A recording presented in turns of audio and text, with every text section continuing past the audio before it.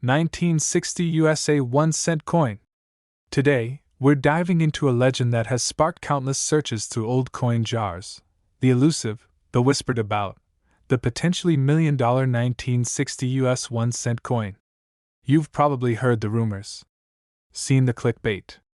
A humble copper cent, a relic of the mid-20th century, secretly harboring enough value to change your life. But is it true? Can a coin from 1960, a year when hundreds of millions were minted, really be worth more than your wildest dreams? Well, buckle up, because we're about to uncover the truth, dispel some myths, and tell you exactly what you need to look for if you truly want to hit the numismatic jackpot with a 1960 Lincoln cent. And yes, we'll even talk about actual $1,000,000 cents, just not the one you might be thinking of. First, let's get acquainted with our main character, the 1960 Lincoln 1-cent coin. It features Abraham Lincoln's profile on the obverse, and the iconic Lincoln Memorial on the reverse, a design introduced just a year earlier, in 1959. Now, for the cold, hard numbers. In 1960, the U.S. Mint produced an astounding amount of these pennies, 586, 880, 000 from the Philadelphia Mint, 1,580,488,000 from the Denver Mint, marked with a D. That's a grand total of over 2.1 billion cents minted in just 1 year. When you have production numbers like that, the vast majority of these coins are, by definition, common. So, if you pull a regular 1960 penny out of your change, its value is, well, 1 cent. Perhaps a little more if it's in absolutely pristine, uncirculated condition, but certainly not millions. So, where does this persistent $1,000,000 rumor for the 1960 penny come from? Like many coin myths, it stems from a crucial misunderstanding of what truly creates extreme value in numismatics: extreme rarity combined with a specific, undeniable mint error or variety. When we talk about $1,000,000 cents, in the US, we're referencing absolute legends of the coin world, pieces that stand as monuments to numismatic rarity and historical significance.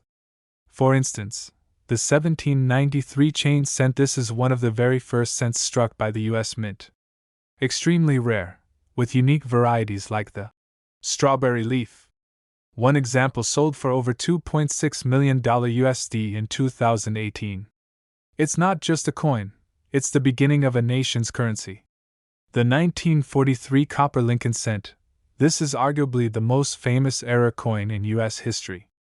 In 1943, due to copper shortages during World War II, pennies were supposed to be struck on zinc-coated steel planchets.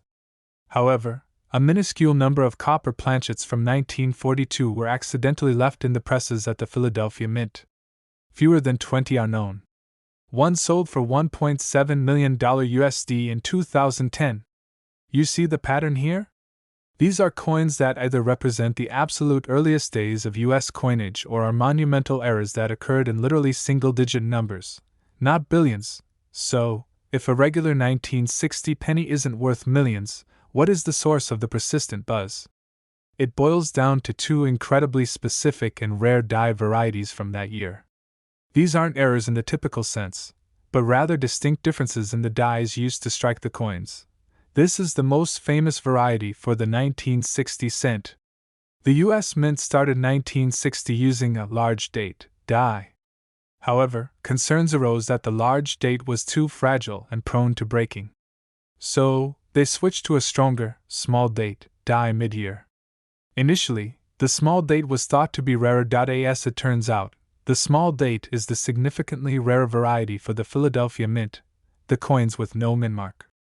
In top uncirculated condition, a 1960 Philadelphia small date cent can fetch hundreds, or even thousands, of dollars. One particularly pristine example sold for over $20,000 at auction. Not millions, but a very substantial sum for a penny. Now, here's where it gets interesting and slightly confusing. At the Denver Mint, the situation was reversed. The small date 1960D is the more common variety, while the large date 1960D is the significantly rarer one. A 1960D large date in top condition can also be worth hundreds or thousands of dollars. An exceptional has sold for over $10,000 at auction. Crucially, both of these varieties, the Philadelphia small date and the Denver large date, are extremely difficult to find in pristine, uncirculated condition. Most 1960 pennies you encounter will be common large dates from Philly or common small dates from Denver. Beyond these date varieties, like any year, 1960 cents can have other minting errors if significant. These can add value, tens to hundreds of dollars, but they are generally not unique to 1960 and almost never push a coin into the millions. So, what do real auction results tell us? Common 1960 pennies. A regular 1960 penny, even in uncirculated condition, typically sells for just a few cents to a few dollars for a certified example.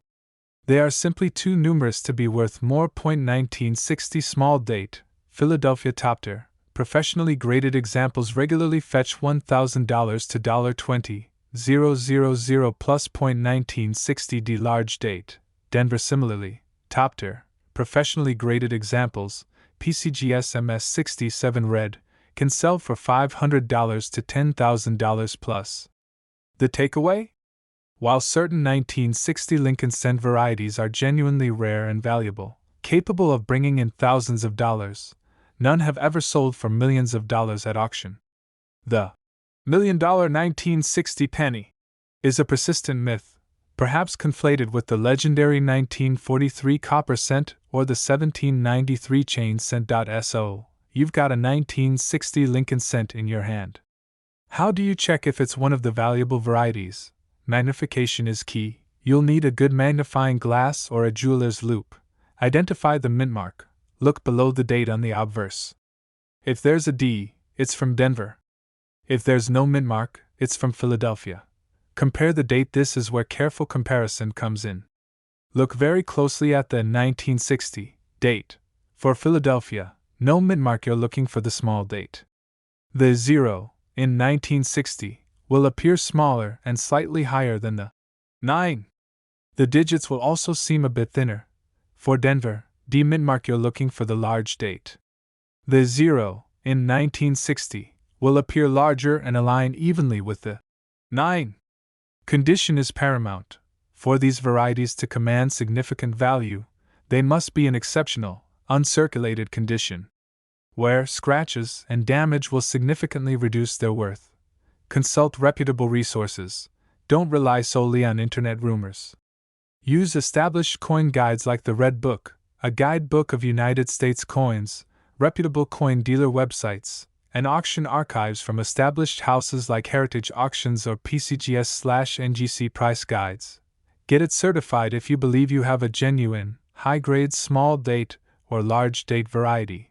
Consider sending it to a professional grading service like PCGS or NGC.